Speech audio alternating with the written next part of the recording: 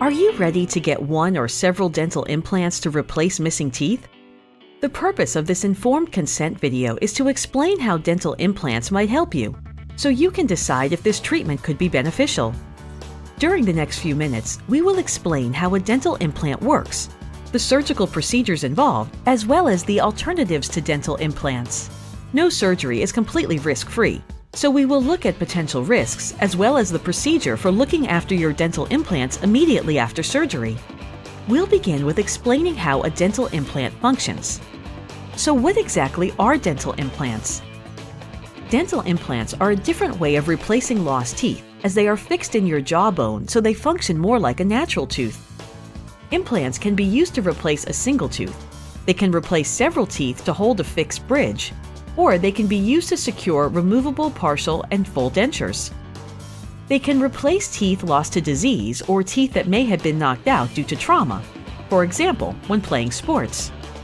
Dental implants are ideal for replacing lost teeth, but it is important to know about the alternatives. These may include fixed bridges or removable full and partial dentures.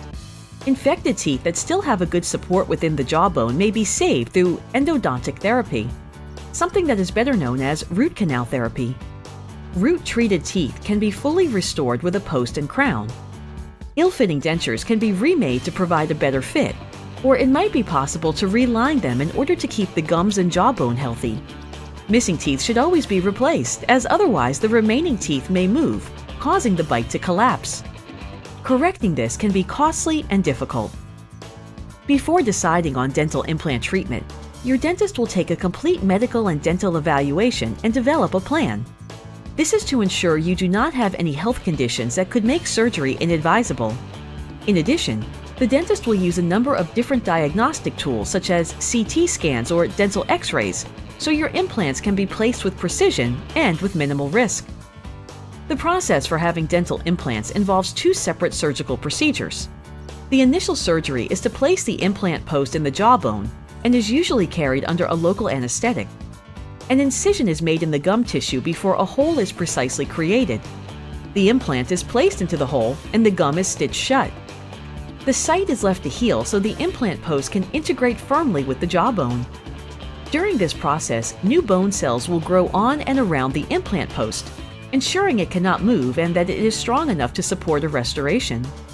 To assist healing, dental appliances should not be worn for the first few days after surgery, as it is important not to put pressure on the site. If you must use the appliance right away, it might be possible to adjust it so it does not touch the implant site, thus avoiding placing pressure on the implant. The second surgical procedure is shorter and takes place between 3 and 8 months later, at which stage the implant will be exposed and evaluated. This is a process to determine if the implant post has successfully locked into the jawbone. At this point, it may be necessary to make some changes. If the implant has failed to lock in, then it may need to be removed. Options at this stage can include changing the implant or placing the implant at a different area. If the implant post has been successful, then the second surgical procedure is to create an opening in the gum to expose the implant and placing a post known as a healing cap. This is so a tooth can be attached that will extend above the gum line into the mouth. The cap is used to shape the gum tissue to give support to the crown or bridge. The final phase is to thread a metal sleeve known as an abutment into the implant, and this will be used to hold the crown, bridge, or denture firmly in position. At this stage, your final prosthesis can be constructed. The fee for the final teeth is usually separate from the surgical fees. As we mentioned earlier, there is always some risk with any type of surgery. The risks associated with dental implants can be in the surgery or the tooth restoration. Surgical risks can include bleeding, infection, swelling, pain, temporary facial bruising following surgery.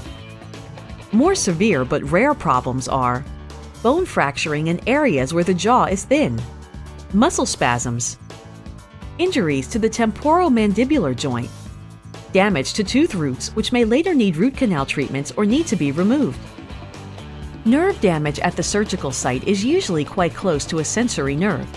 This is mostly in the lower jaw. The damage can cause numbness, pain, or a tingling sensation in the lips, chin, and tongue. This numbness is usually temporary, but occasionally it may be permanent. In the upper jaw, sinus or nasal perforation during implant surgery, sinus infection. Complications are usually resolved when treated appropriately. They can be treated at the office with medications and procedures during the surgery or at home with medications such as pain medication to reduce pain, antibiotics to avoid or treat infection, steroids to avoid inflammation. It is important you note the following.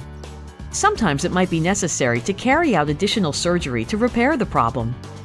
Surgery is thoroughly planned, but sometimes the actual procedure may reveal that implant surgery is not possible and a different dental solution is needed. Each person heals differently, so it is not possible to precisely predict the result of implant surgery.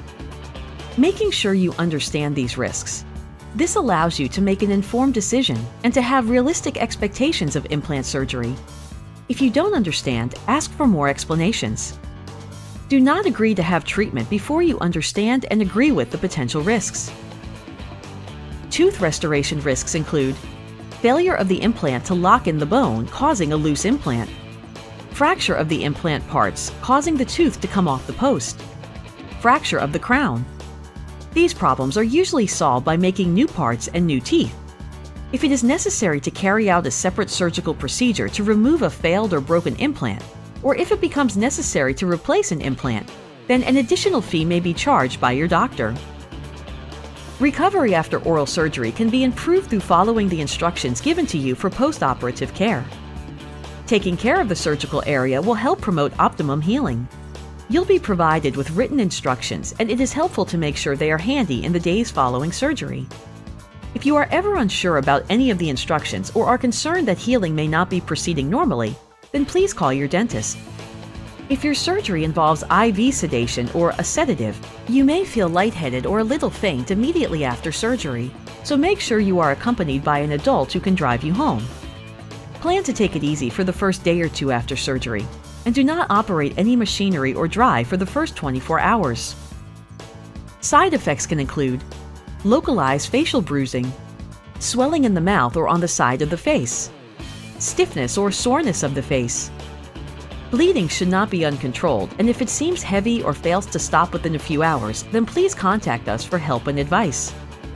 You will be provided with detailed written instructions on how to deal with any discomfort.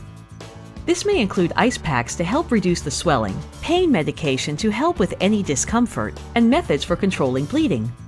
If you feel any excessive discomfort, then please contact us for advice. Long-term success of dental implants relies on good oral hygiene.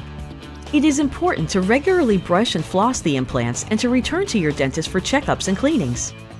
If any of the information in this video is not clear, or if you have further questions, then please don't hesitate to ask. As part of the informed consent process, you will be given a surgical consent form to read and sign for the implant surgery just described. Before you sign, it is important to make sure you understand all the procedures involved, as we want you to be able to make an informed decision about your treatment.